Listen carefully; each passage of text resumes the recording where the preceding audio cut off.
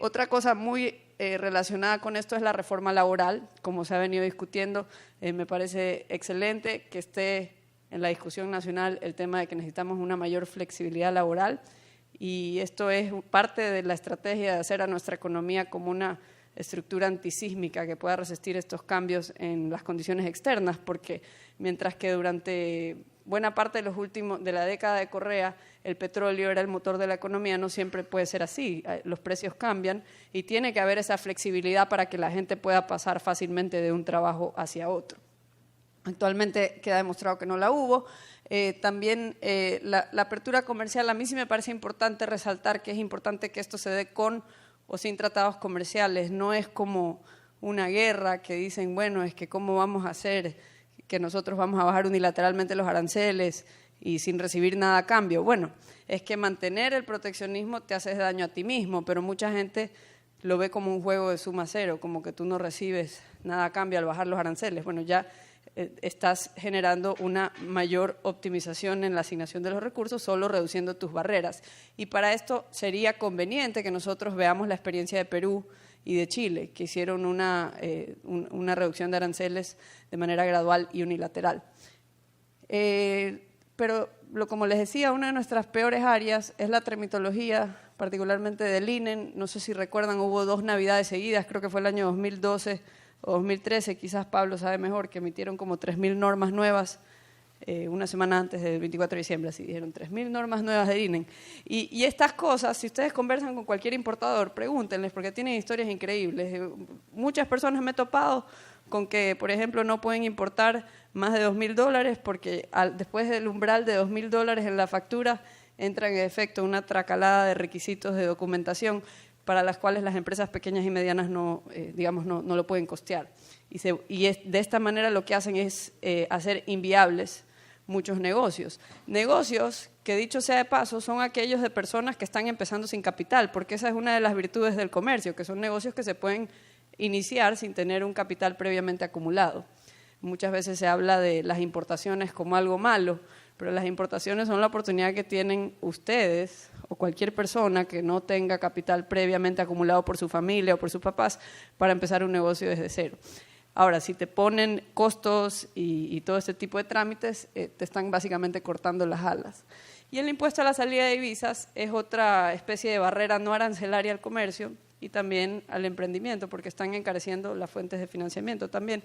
Y entonces todo esto tiene que ver con no permitir esa devaluación interna, porque los impuestos son un costo también, un precio dentro de la economía. Lo de la apertura financiera, solo brevemente para decirles, es que debería volver a ser descentralizada la gestión de la liquidez. Deberíamos de trasladarnos hacia un sistema tributario territorial, es decir, que solo la renta generada aquí tribute aquí. Eso es igual a lo de Panamá y por eso es que se pudo desarrollar el Centro Financiero Internacional de Panamá. También, como les decía, reducir los impuestos y liberar las tasas de interés y eliminar los mandatos de la asignación de crédito. Esto también está en las distintas regulaciones durante la última década, que se trató de direccionar en qué tenían que invertir su cartera los bancos, no dejar esas decisiones de manera descentralizada. ¿Cuáles son los beneficios? La gente se pregunta, ¿por qué nosotros tenemos tasas de interés mucho más altas que las de El Salvador y las de Panamá? Bueno, para empezar, Panamá tiene un pool de depósitos muy superior al nuestro por todo el capital que atrae esa economía. Entonces, comparémonos, por ejemplo, con esa economía que de paso es un mercado más pequeño y veremos que ellos tienen, en todos estos indicadores que hemos estado citando hoy, tienen una posición muy, muy superior a la nuestra. Tienen una carga tributaria inferior, tienen menos regulaciones, es más ágil todos los servicios para importar y exportar. ¿Y por qué es importante la apertura financiera? Porque si vemos el caso de los países bálticos, los países que tenían mayor integración financiera, es decir, mayor presencia de bancos internacionales en su país, son los países que más rápido hicieron las correcciones en la cuenta corriente. Son los países que más rápido se recuperaron en su economía. ¿Por qué? Porque estos bancos funcionaban como prestamistas de última instancia en los momentos en que faltaba liquidez en la economía. Eso es el complemento natural de la dolarización y todas esas políticas que se utilizaron como excusa para defender la dolarización no tienen nada que ver con defender la dolarización. La dolarización realmente no necesita que la defiendan, depende de la confianza que la gente deposite en el dólar como moneda. ¿Cuándo corre peligro la dolarización? Cuando la gente esté dispuesta a voluntariamente entregar sus dólares a cambio de otra moneda. No sé en qué escenario relativamente cercano ustedes se imaginan que los ecuatorianos estén dispuestos a hacer eso, o una moneda emitida por el Banco Central.